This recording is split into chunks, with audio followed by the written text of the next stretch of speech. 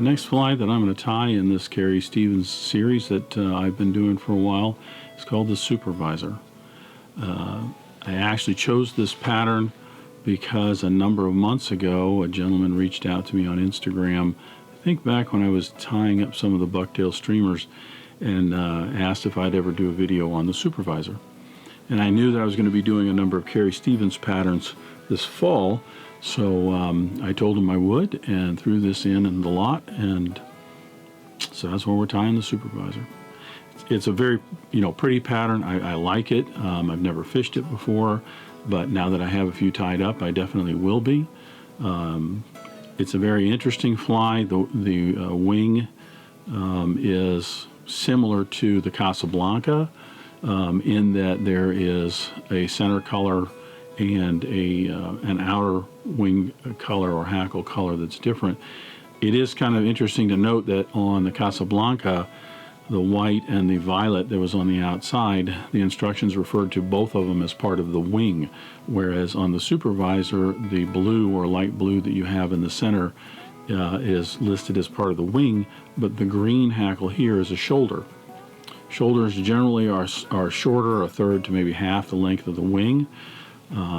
So not certain exactly why that is, but anyway, it's a very pretty pattern, the blue and the white to it and everything, and it's got a little bit different body to it than some of the other Carrie Stevens that I tied, and that's the Supervisor. We'll go ahead and get started tying.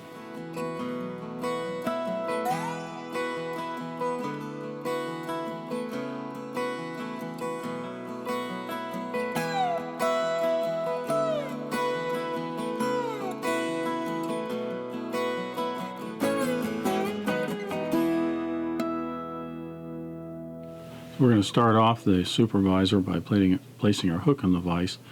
Like all these Carrie Stevens patterns that I've been doing, this is a R79. It's a 9X long streamer hook. There are many others out on the market that you could use, but I like the R79. This is in a size 4. If you are wanting to do a longer bait fish pattern or a shorter bait fish pattern, then certainly go with a larger or smaller size here. Because the body of this is a flat silver tinsel with an oval rib on it, I don't have to worry about a floss and potentially a dark thread under that floss darkening up. So I'm just going to go ahead and attach some flat wax nylon black up behind the eye of the hook, about a hook length or an eye length or so. Get that started. And I'm going to put down a base layer of thread along the shank of the hook. I don't have a tag in this either, so I'm going to run this down to just about the point of the hook here, and that's where I'll tie in the tail, so the tail will stick out just over the last portion of the shank of the hook and off the back. You want to you can flatten your thread out if you want. I don't find it necessary because I'll flatten it out when I come back up, but it is important that you take the time to put some nice touching turns in here so that you have a nice smooth underbody for the fly.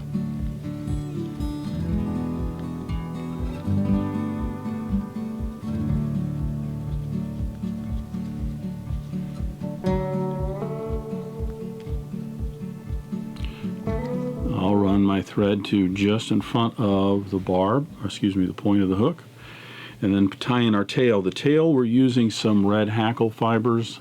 I'm taking this off of an Whiting American rooster saddle hackle, simply because it has such nice long fibers. The longer these fibers are, then the more I have that will go up into the body of the hook, and I get a nicer transition in that. If they're short and stubby, then I end up with a little bit more of a bump on the back end. So we're going to peel off a number of these, getting the tips nice and even. I'm going to then trim off the curlies on the back end here so that they're at a little bit of an angle. I'm going to measure this to about half a shank length, no more than half a shank length. But I want that most of that half a shank length off the end of the shank here, as opposed to tying it in right here.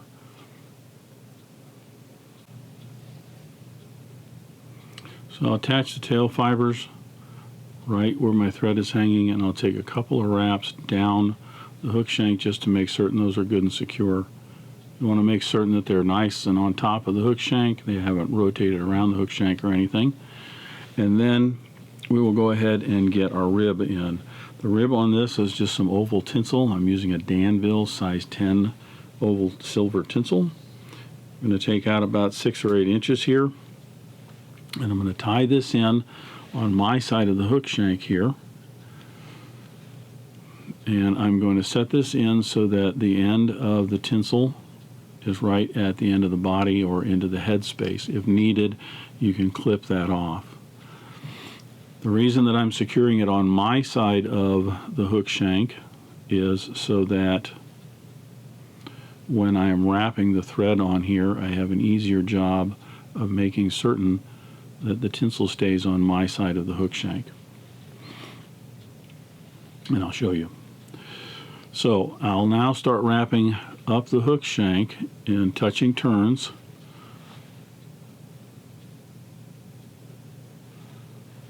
I'll want to flatten my thread a little bit.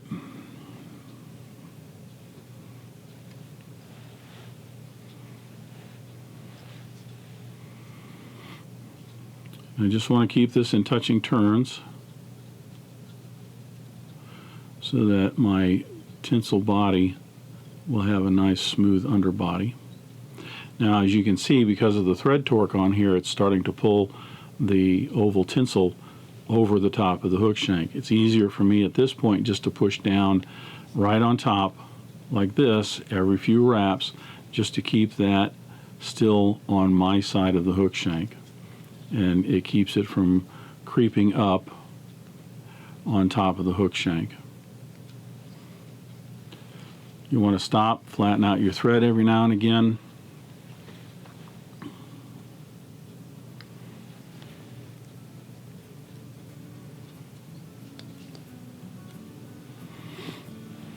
You can actually even push that tinsel a little bit to make certain it's all straight. You don't want to get any twists or any waves kind of that tinsel going up and down the hook shank, because that will show up in the resulting tinsel body.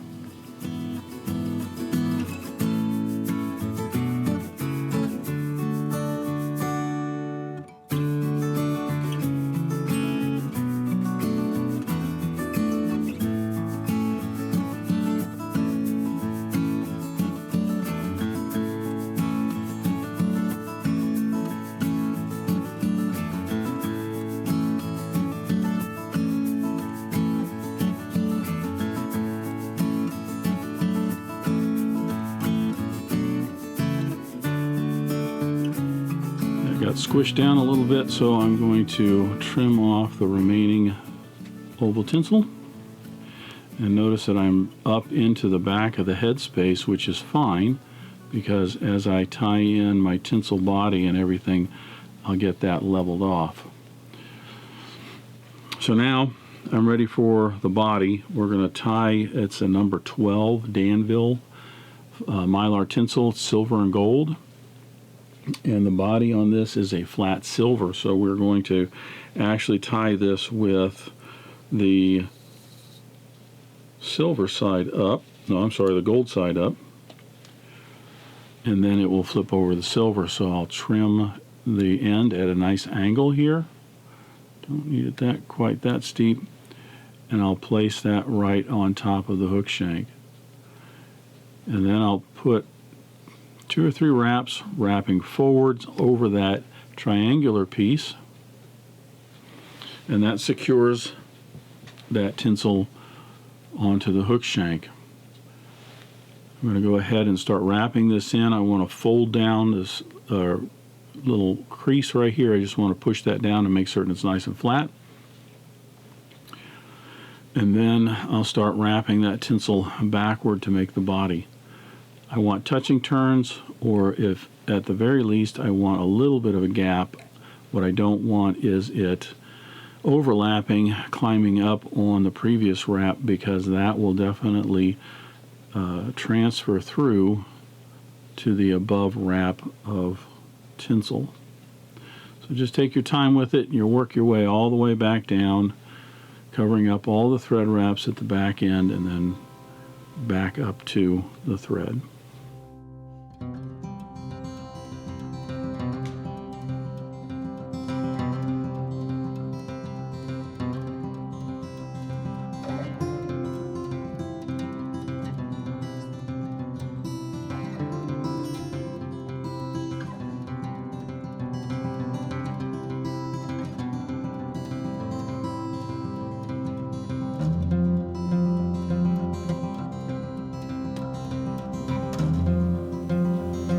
Didn't quite get some of the thread wrapped right down there in the back on that last turn, so I'm just going to come back down here and make certain that I do.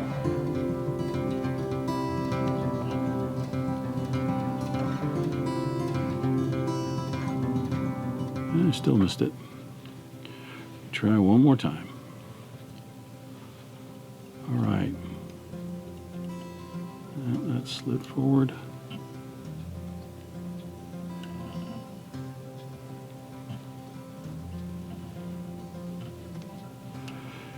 And I think that got it.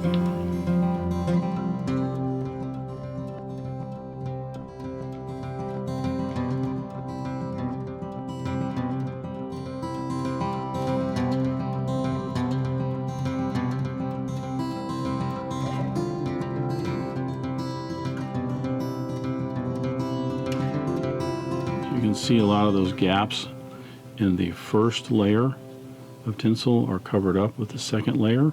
If there's any gaps in the second layer, it's generally not going to be black thread showing through. It will just be silver tinsel. That's why it's more important to not have overlaps in the tinsel, even if it means having just a little bit of a gap between your wraps.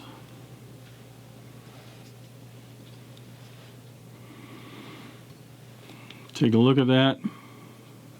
All looks pretty good. Then you can trim away the waste.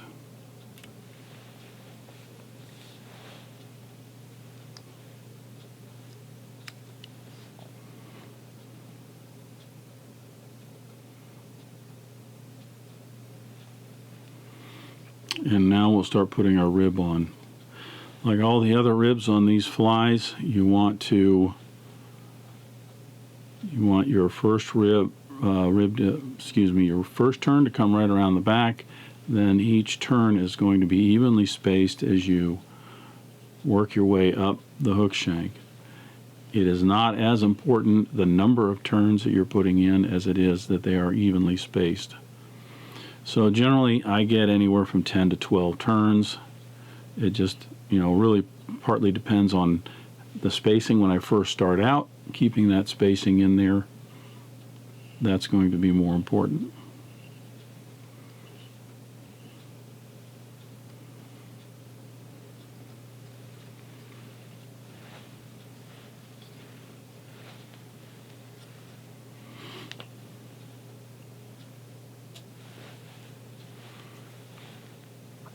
So we'll go ahead and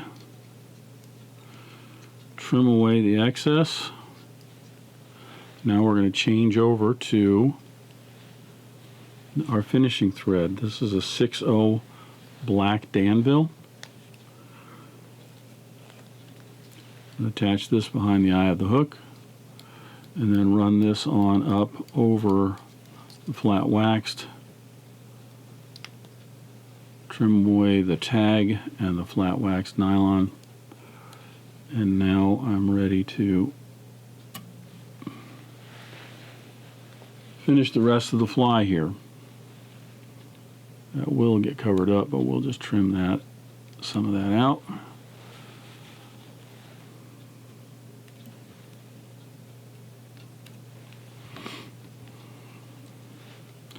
going to tidy this up just a little bit.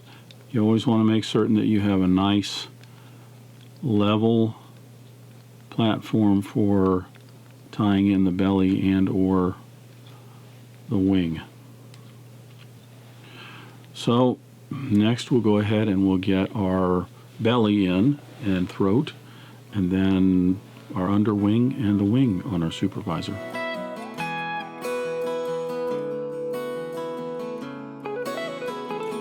Supervisor has a belly of white bucktail. Most all of these Carrie Stevens patterns that I've been tying have a belly of white bucktail. So what you're going to do is you're going to cut a sparse snippet of the white bucktail off of the actual tail, and you'll stack the tips. It isn't important that the tips are 100% flush and even. If they're not and tapered a little bit, that's fine. It is important that it is fairly sparse though, and if you have any, after you stack it, if you have any hairs that are kind of going off on a wild tangent, just go ahead and pull those out. I like to tie mine belly hair in so that it's just a little bit past the bend of the hook. Some people will keep it just inside the bend of the hook. With a pinching loop, I'll bring that right up underneath, and I'll put 5 or 6 wraps in there to secure that, and then take a look at it. I want to make certain that all of that is right on the very bottom of the hook shank. Sometimes thread torque will pull it up towards my side of the hook shank, so you want it to have it right on the very bottom of the hook shank. With that in place, I can then cut off the excess bucktail, and then we will lash this down and tidy this up a little bit so that we have a nice smooth area for our throat. The throat on the Supervisor is white hackle fibers. Again, just using a schlappen feather like this right here, you're going to pull off fibers from both sides, nice long flowy fibers from both sides to create your underwing. Once you have those matched together, you want to make certain the tips are fairly even. You'll place this up underneath the bottom of the hook. You want the tips no more than halfway down the hook shank. And again, holding those in place, rolling my fingers forward, doing a pinching loop, come up and put in 5 or 6 turns of thread to secure those. Those should be just right on the underside of the hook shank. Again, you're wanting to make certain that thread torque didn't pull those towards you, which mine did just a little bit, but you can push and roll those back a little. Be careful about rolling them too much or pushing them too much, because you can also push the bucktail out of alignment. But those seem to be okay. Then we can cut away the excess.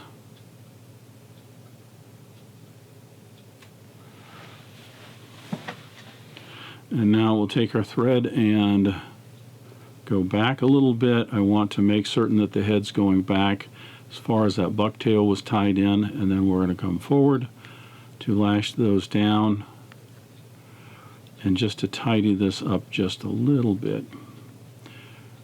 We want to mostly make certain that on the top side I have a nice smooth level area for tying in my wing. I actually have an underwing on this. The underwing is made of Peacock Herl. One little bucktail there. The Peacock Herl is used, and what you're going to do is just peel out about 6 strands of Peacock Herl like this. You want to make certain that you get these tips evened up. They don't have to be 100% perfect, but you do want to try and get them fairly even.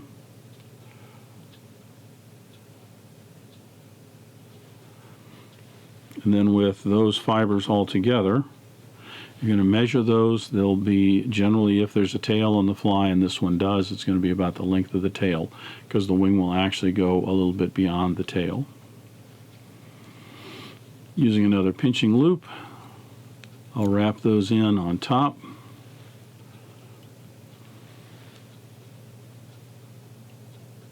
Trim away the excess.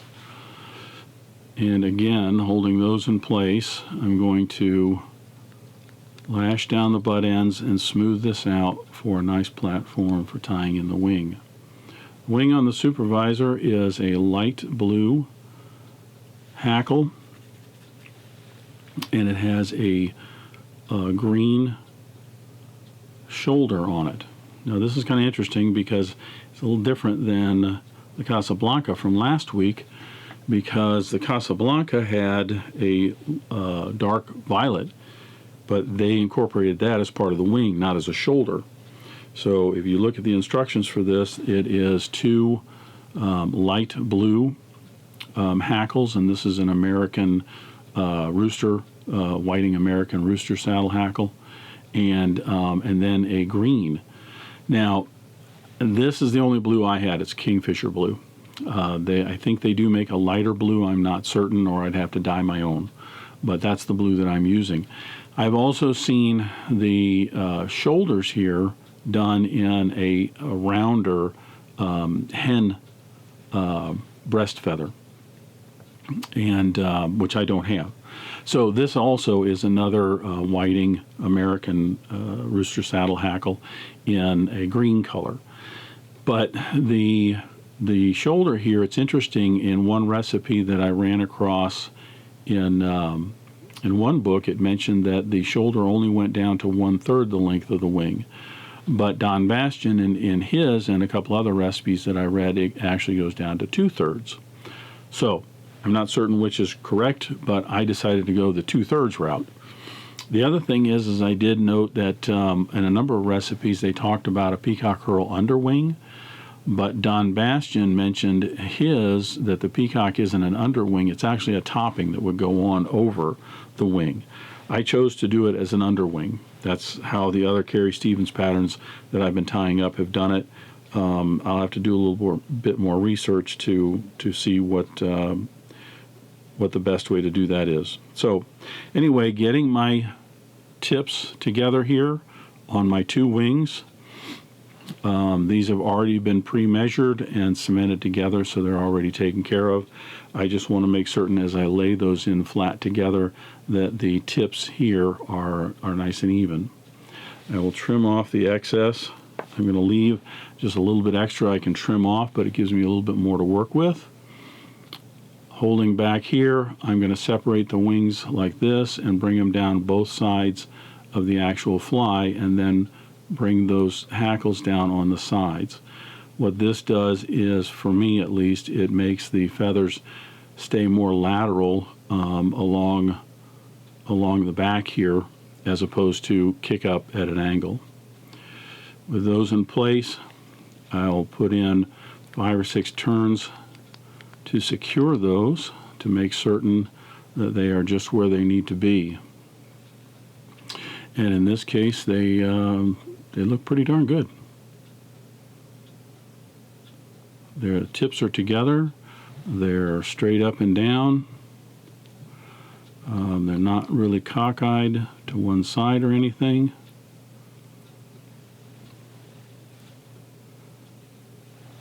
Now they are a little bit.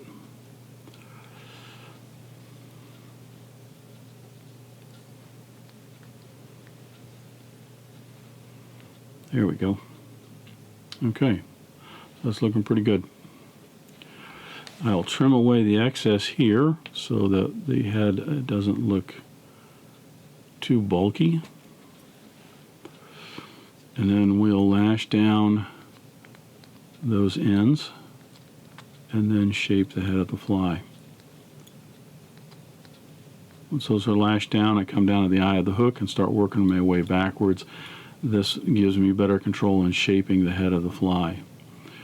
Then I just want to make certain I have everything tied down and covered up, which I do.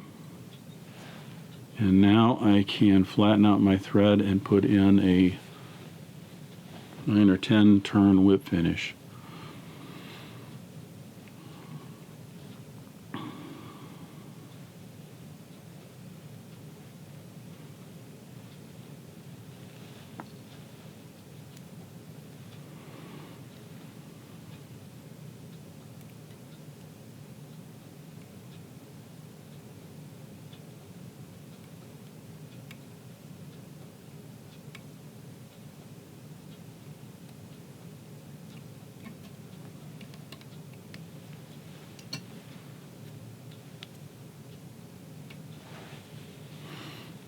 trim away my thread, and I think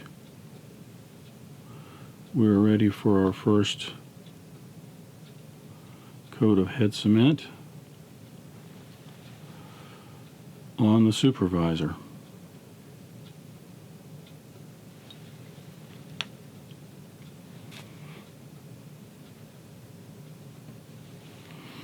So I'll use some Fly-Tite on this head first. Fly-Tite is it's a much thinner head cement. It's an alcohol-based head cement that will soak right down into the threads. You can actually, on the camera there, see it soaking down into those threads.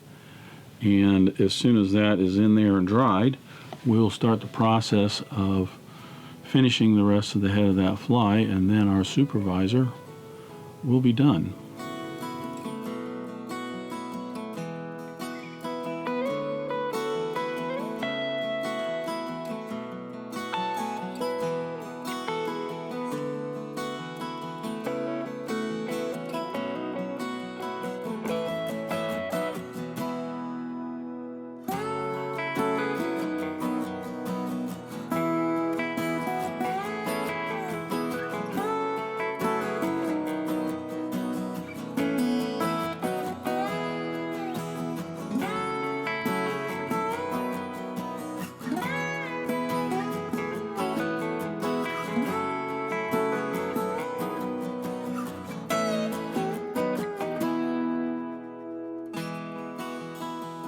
So the Fly-Tite has all set up on the Supervisor, and I'm ready to start the process of putting a finish coat on this. Because it's an all black head, I'll actually have a top coat of black lacquer on here. But in between, I'm going to use some hardest hull, and what it will do is it will penetrate a little bit of the threads a little bit more, but mostly it will fill in the gaps of the thread. As I apply it right here, you'll notice that it actually looks like it's a nice smooth coating that's going on here, and that the fly would almost look done. But as that hardest hull dries, like I said, it will shrink down and it will fill in all those gaps in the thread. But it takes 2 to 3 layers for this to actually fill in all those gaps enough that the final coat is nice and smooth and looks, all nice and glossy smooth like this does right here. But after I get a couple of coats on here, maybe 3, then I will use some black lacquer to top the whole thing off.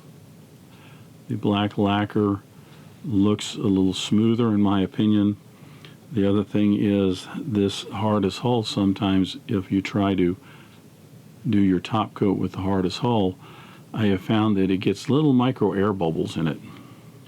To the naked eye, generally you don't see it, but sometimes in the videos or in photographs you can see it. So I started using the black lacquer because it just gives it a nice, smooth, deeper, richer head to it.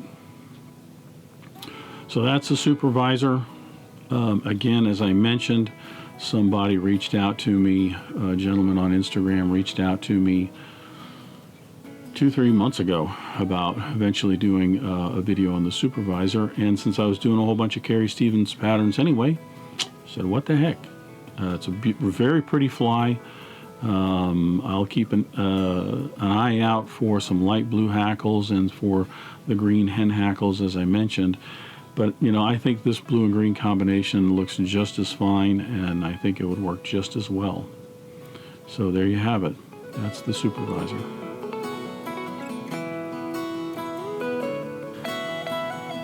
Thank you for joining me today. I hope you enjoyed this video and not only learned a new pattern, but maybe learned some new techniques and a few new skills. If you like this video, please hit that thumbs up button below. You can support Dressed Irons by hitting the subscribe button, and don't forget to hit the bell icon so you get notified when new videos are published. If you have any questions or comments, feel free to leave them in the comment section, and I'll be happy to answer any questions you might have. Until next time, remember, it's fly time. If you're not having fun, you're doing it wrong.